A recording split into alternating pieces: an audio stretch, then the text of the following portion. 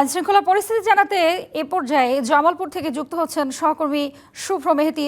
শুভ্র, আমরা আগেই জেনেছি যে জামালপুর ৩ আসনে টাকা বিতরণের দায়ে দণ্ডপ্রাপ্ত হয়েছেন অনেকে। তো এই বিষয়ে সার্বিক কি তথ্য রয়েছে এবং এই মুহূর্তে ঠিক ভোটের ৮ ঘন্টা আগে জামালপুরের সার্বিক পরিস্থিতি কি দেখছেন?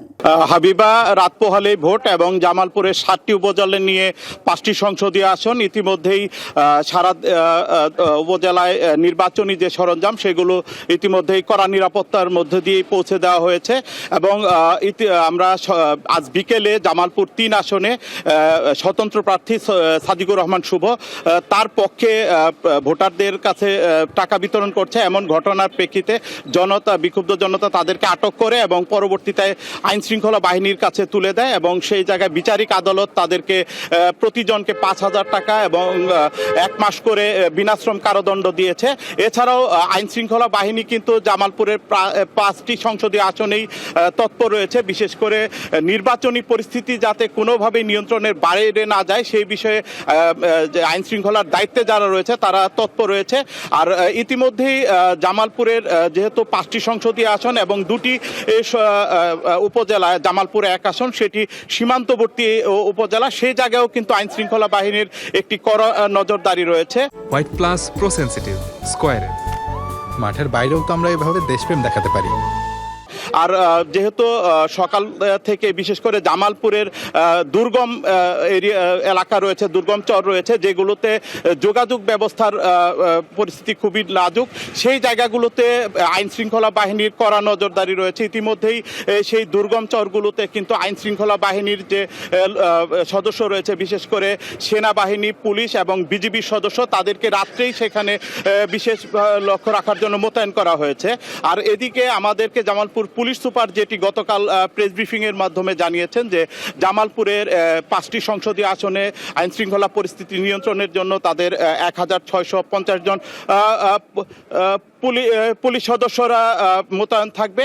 এছাড়াও জামালপুরে যে ৩৫ বিজিবি রয়েছে, ৩৫ বিজিবির ব্যাটালিয়ন অধিনায়ক তিনি আমাদেরকে সাংবাদিকদের প্রেস ব্রিফিং করে জানিয়েছেন যে এই 5টি সংসদীয় আসনে তাদের 16 প্লাটুন বিজিবি সদস্য মোতায়েন থাকবে এবং এই 16 প্লাটুন বিজিবি সদস্যের মধ্যে যেহেতু 2টি উপজেলা জামালপুর 1 আসনের দেওয়ানগঞ্জ এবং বকশীগঞ্জ উপজেলা, এটি সীমান্তবর্তী এলাকা, এখানে কোনো ধরনের সেনা সদস্য টহল থাকবে না। সে কারণে সেই বিজিবির 4টি স্পেশাল প্লাটুন সেই জায়গায় দায়িত্ব পালন করবে। এছাড়াও পুলিশ সদস্যরা সেখানে থাকবে এবং বিজিবির অধিনায়ক যে বিষয়টি আমাদেরকে আরও একটু নিশ্চিত করছে, যেহেতু এটি সীমান্তবর্তী এলাকা এবং নির্বাচন হচ্ছে, সেই তাদের যে সীমান্তবর্তী এলাকা রয়েছে সেটিকেও নিরাপত্তা সুনিশ্চিত করার জন্য তাদের যে দায়িত্বরত বিজিবি সদস্য তারাও কিন্তু সেখানে দায়িত্ব পালন করবে এবং তারা নির্বাচনী দায়িত্বের বাইরে থাকবে। সেই কারণে তাদের সীমান্ত এলাকাও কিন্তু সংরক্ষণে থাকবে সেই ক্ষেত্রে। আর এছাড়াও কিন্তু জামালপুরের যে প্রতিটি কেন্দ্র রয়েছে, বিশেষ করে 623টি কেন্দ্র, প্রতিটি কেন্দ্রে 13 জন করে আনসার সদস্য থাকবে এবং সেই সংখ্যা 8,000-এর অধিক হবে বলে আমাদেরকে ইতিমধ্যে জানিয়েছে। এবং বলতে গেলে যে জামালপুরের জেলা রিটার্নিং কর্মকর্তা তিনি আমাদেরকে যে বিষয়টি নিশ্চিত করেছেন যে তারা এই জামালপুরের নির্বাচন তারা সর্বোচ্চ স্মরণকালের সেরা নির্বাচন উপহার দিতে চায় এবং আইন শৃঙ্খলা পরিস্থিতি নিয়ন্ত্রণে তারা সবসময় তৎপর থাকবে এবং কোনো ধরনের অপ্রীতিকর ঘটনা ঘটলে তারা সেখানে সর্বোচ্চ 5 থেকে 10 মিনিটের মধ্যেই যাতে সেখানে আইন শৃঙ্খলা বাহিনী পৌঁছাতে পারে তারা সেই ধরনের প্রস্তুতি নিয়ে রেখেছে। হাবিবা। জি, ধন্যবাদ আপনাকে। জামালপুর থেকে শুভ্র মাহাদি যুক্ত হয়েছিলেন আমাদের সঙ্গে। আরও একজন সহকর্মী যুক্ত হয়েছেন লক্ষ্মীপুর থেকে, সুমনউদ্দিন শুভ। আপনি আমাদেরকে আইন শৃঙ্খলা পরিস্থিতির সার্বিক তথ্য জানাবেন, কি অবস্থা দেখছেন সেখানে?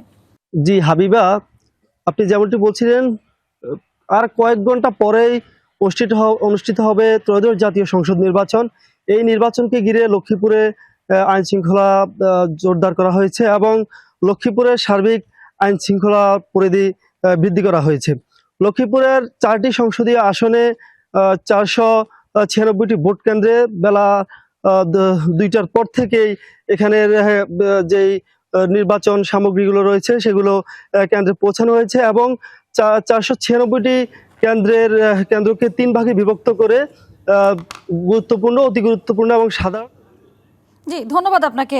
লক্ষ্মীপুর থেকে যুক্ত ছিলেন সুমন উদ্দিন শুভ।